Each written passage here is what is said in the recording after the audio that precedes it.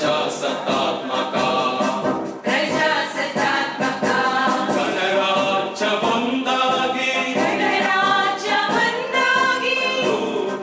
ರೂಪಿಸುವುದಕ್ಕಾಗಿ ಭಾರತೀಯರೆಲ್ಲರಿಗೂ ಸಾಮಾಜಿಕ ಆರ್ಥಿಕ ಮತ್ತು ರಾಜಕೀಯ ನ್ಯಾಯವನ್ನು ವಿಚಾರ ಅಭಿವ್ಯಕ್ತಿ ನಂಬಿಕೆ ಧರ್ಮ ಮತ್ತು ಉಪಾಸನೆಯ ಸ್ವಾತಂತ್ರ್ಯವನ್ನು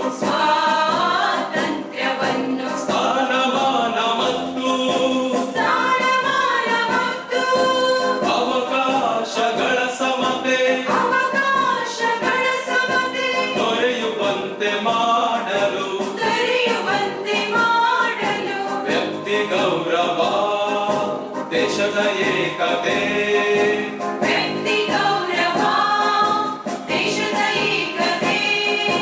ಸಮಗ್ರತೆಗಾಗಿ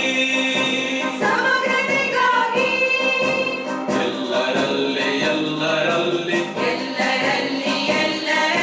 ಭ್ರಾತೃತ್ವ ಭಾವವನ್ನು ಮೂಡಿಸುವುದಕ್ಕಾಗಿ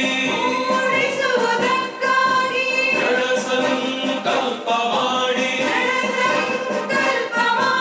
ನಮ್ಮ ಸಂವಿಧಾನ ಸಭೆಯಲ್ಲಿ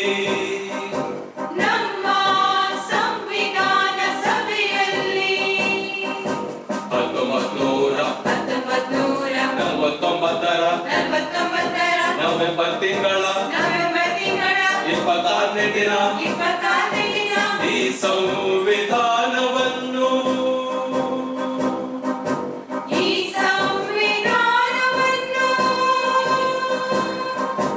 ನಮಗೆ